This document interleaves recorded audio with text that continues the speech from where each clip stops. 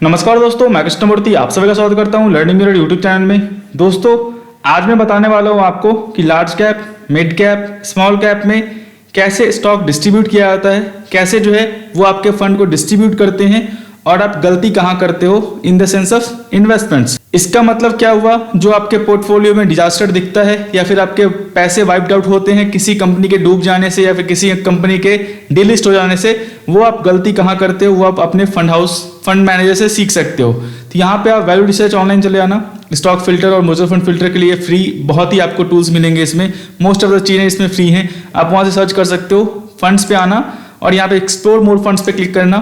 जैसे ही आप क्लिक करोगे नीचे आ जाओ, यहाँ पे आपको दिखेगा सी कंप्लीट लिस्ट, इस पे आप क्लिक करना। जैसे ही आप क्लिक करते हो चीज़ें आपको सही दिख जाएंगी। आपको बस एक लार्ज कैप का, एक मिड कैप का और एक स्मॉल कैप का आपको चीज़ें चूज करना है। जैसे ही चूज करोगे यहाँ पे आ जाओ और यहाँ पे आप जो भी आपको फंड पसंद आता है चूज कर लें। मैंने ऑलरेडी 3 फंड्स ले लिए हैं। अब दिखाता हूँ आपको कैसे है। ये आपका एक्सिस का जो है ब्लू चिप फंड है, मतलब लार्ज कैप फंड है। ये आपका एक्सिस का मिड कैप फंड है और ये आपका एक्सिस का जो है स्मॉल कैप फंड है। सारे फंड हाउस अभी 20% के आसपास, 15% के आसपास जो है कैश डेट होल्डिंग रखे हुए हैं। मतलब मार्केट में कुछ भी हो सकता है, चीज़ें जो है उतनी क्लियरली डिप्लॉयड नहीं है फिलहाल। अभी 13% होल्डिंग आपका लार्ज कैप का है, वो डेट में है फिलहाल अभी। इसमें आपका 12% के आसपास का है, इसमें आपका 20% के आसपास का है स्मॉल कैप में। मतलब यहाँ पे अपॉर्चुनिटी कम दिखती है। सिंपल है, यहाँ पे देख लो लार्ज कैप में कितना परसेंट आपका इन्वेस्टेड है, मिड कैप में कितना परसेंट इन्वेस्टेड है और आपका स्मॉल कैप में कितना परसेंट इन्वेस्टेड है। स्मॉल कैप में देख लो, मैं यहाँ पे लार्ज कैप में देखता हूँ, आपको दिखाता हूँ। यहाँ पे 38 कंपनीज हैं। टॉप 10 कंपनीज में ऑलमोस्ट आपका 60% होल्डिंग है। मतलब 100 रुपीज़ में टॉप 10 कंपनीज में आपका 60 रुपीज़ आ रहा है। टॉप 5 कंपनीज में आपका 40% का होल्डिंग है। टॉप 3 सेक्टर्स में इसका 60% का होल्डिंग है। ये आपका लार्ज कैप का सिनेरियो है। देख लो 38 स्टॉक्स हैं। ये आपका मिड कैप में कितना हो गया, 63 स्टॉक्स, और स्मॉल कैप में कितना हो गया, 73 स्टॉक्स। इसका मतलब क्या फंड मैनेजर को पता नहीं है क्या, वो 10 स्टॉक्स 15 स्टॉक्स जो आप सोचते हो TTML या फिर मान लो वोडाफोन आइडिया या फिर मान लो कुछ भी स्टॉक्स, उसमें वो इन्वेस्ट करके पैसे बना सकती है। चीज़ें यहाँ पे देखिए, मान लो 73 स्टॉक्स है और आपका 100 रुपीज़ को डिस्ट्रीब्यूट करना है। इन द सेंस मैं इक्वली भी डिस्ट्रीब्यूट करूँ तो आपका 1.3% का होल्डिंग होता है, 1.4% का होल्डिंग होता है। मतलब एक स्टॉक्स में 1 लाख रुपीज़ है आपके पास तो 1400 से ऊपर का होल्डिंग नहीं होना चाहिए। यहाँ पे आपका 1.5% का है, मतलब सिंगल स्टॉक्स में 1500 से ऊपर का होल्डिंग नहीं होना चाहिए। ये आपका इक्वली डिस्ट्रीब्यूटेड है, लेकिन मैं वैसा नहीं मान रहा हूँ। सिंपल देख लो, टॉप 10 कंपनीज में यहाँ 60% होल्डिंग है, जो आधा हो गया आपका मिड कैप में, और यहाँ भी आपका पूरा हाफ है। यहाँ पे देख लो आपका टॉप 5 कंपनीज में ऑलमोस्ट 40% का होल्डिंग है। टॉप 5 कंपनीज में ऑलमोस्ट यहाँ पे आपको 17%, मतलब सीधा हाफ है, और यहाँ भी आपका सीधा हाफ है।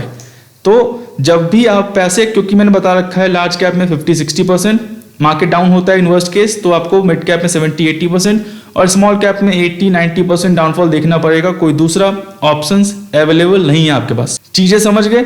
जो गलतियां करते हो, गलती करने के बाद चीजें पूछते हो, वो आप पहले ही जो है क्लैरिफाई कर लो। लार्ज कैप में ऑलरेडी आपकी कंपनियां ऑलरेडी वेल एस्टेब्लिश्ड हैं, क्लाइंट्स उसके ऑलरेडी बने हुए हैं, तो क्लाइंट इतनी जल्दी नहीं छोड़ने वाले उसके।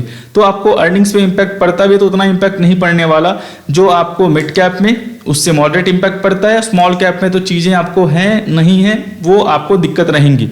तो सिंपल सी बात है, कोई फंड हाउस तो 100 स्टॉक से ऊपर इन्वेस्ट करके बैठा हुआ है स्मॉल कैप में। क्या उसके पास रिसर्च टीम नहीं है क्या? आपके पास रिसर्च टीम है, जो आप सिंगल 3 स्टॉक्स, 5 स्टॉक्स, 6 स्टॉक्स में आप पूरे पैसे डाल के बैठे हुए हो। कोई इन्वेस्टर तो सिंगल स्टॉक्स में पूरे पैसे डाल के बैठे होते हैं। तो वहां पे ये गलती मत करना कि आप हिट एंड ट्रायल खेल रहे हो या फिर गैम्बलिंग खेल रहे हो। जो चीजें हैं उसके हिसाब से आप डिस्ट्रीब्यूट कर लो। 15% से ऊपर होल्डिंग मत डालना सिंगल सेक्टर में।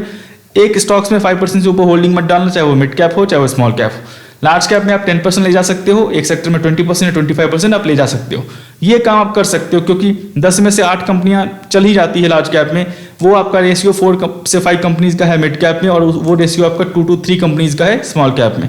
तो जाहिर सी बात है, जहां पे कंपनियां डिजास्टर होने के या फिर बैंकरप्ट होने के चांसेस ज़्यादा हैं, वहां पे आपको रिस्क को डाइवर्सिफाई करना पड़ेगा। इसीलिए नंबर्स ऑफ स्टॉक्स यहाँ ज़्यादा है स्मॉल कैप में। ये आपका स्मॉल कैप है, ये आपका मिड कैप है, जहाँ पे आपका क्या बोलते हैं 63 स्टॉक्स हैं। यहाँ भी आपको देख लो 71% होल्डिंग आपका मिड कैप में है, स्मॉल कैप में बिल्कुल भी नहीं है। लार्ज कैप में 15-16% होल्डिंग है, और गाइंड मतलब बड़ी कंपनियां जो हैं जैसे एशियन पेंट्स हो गया, TCS हो गया, वहाँ पे आपको 13% होल्डिंग है। तो ऐसे डिस्ट्रीब्यूट किया जाता है। सिंपल सी बात है, गैम्बलिंग नहीं कि पूरे पैसे डाल दिए देखते हैं क्या होता है। 100 टाइम्स हो गया, 1000 टाइम्स हो गया, वो चीज़ें जो है मत करो तो ज़्यादा सही रहेगा आपके लिए। मैंने बता दिया है, ये चीज़ें आप फॉलो करो, क्योंकि बहुत क्वेरी आ रहे हैं, पैसे डूबे हैं या फिर नहीं वर्कआउट कर रहे हैं, तो वो गलती जो है सुधारा नहीं जा सकता। लार्ज कैप कंपनियां नीचे थी, फिर से ऊपर आ गई है। मिड कैप स्मॉल कैप में दिक्कत है, फिर से मार्केट अगर मान लो चीज़ें वर्कआउट नहीं करती हैं तो और वो वर्स्ट हो सकती है। तो वो चीज़ें ध्यान रखना। मार्केट जब रैली करती है तो आपको mid and small cap companies आपको लगेगा कि बहुत अच्छे हैं, पैसे बहुत जल्दी बन रहे हैं, लेकिन आपको रियलिस्टिक रिटर्न और अपने पैसे की सेफ्टी और चीज़ें उस तरीके से आपको सोचना पड़ेगा जब आप इन्वेस्टमेंट करते हो तो, नहीं तो फिर बहुत मुश्किल है चीज़ें वर्कआउट कर पाना, या फिर जो भी है खुद से करते हो तो। मैं फिर से बोलता हूँ, आप ETF, म्यूचुअल फंड, PMS, बहुत पैसे हैं तो AIF वो ज़्यादा सही रहेगा आपके लिए। थोड़े बहुत पैसे आप निकाल के देख लो क्या होता है नहीं होता है। अगर आपको इस फील्ड में नहीं आना, प्रोफेशनल नहीं बनना, पढ़ाई नहीं करनी, चीज़ें नहीं समझना, सिर्फ आपको आर्टिकल पढ़ के समझना है तो मत आओ, वो फ़ायदा नहीं करने वाला लॉन्ग टर्म में, जहाँ तक मेरी समझ है। बाकी आपके ऊपर है, लेकिन आप जो भी हो मिड एंड स्मॉल कैप में आते हो तो डिस्ट्रीब्यूट कर लेना। एटलीस्ट आपका 40-50 कंपनी का जो है आपका यूनिवर्स होना चाहिए। चीज़ें जो है उस हिसाब से आप डिस्ट्रीब्यूट कर लो, समझ गए। और कंपनी थोड़ी ढंग की चूज़ करना, नहीं तो फिर मैं रिप्लाई दूँ। आप TTML का पोर्टफोलियो लेके आते हो मेरे पास तो मैं क्या रिप्लाई दूँ। आइडिया वोडाफोन है, उसमें आपका हाल में मैंने वीडियो पोस्ट किया, 1.3 करोड़ का पोर्टफोलियो है, 44 लाख रुपीज़ का लॉस हो रहा है। उसमें मैं क्या एडवाइस दूँ आपको।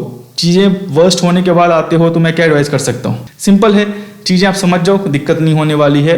बेटर है, पैसे ज़्यादा हैं, बहुत ज़्यादा हैं, तो आप थ्रू प्रोफेशनल रूट यूज़ करो, बहुत अच्छा रहेगा आपके लिए। दोस्तों मैं आशा करता हूँ वीडियो जो आपको अच्छा लगा, वीडियो अच्छा लगा तो लाइक करें, सब्सक्राइब करें, शेयर करें। तब तक के लिए दोस्तों धन्यवाद।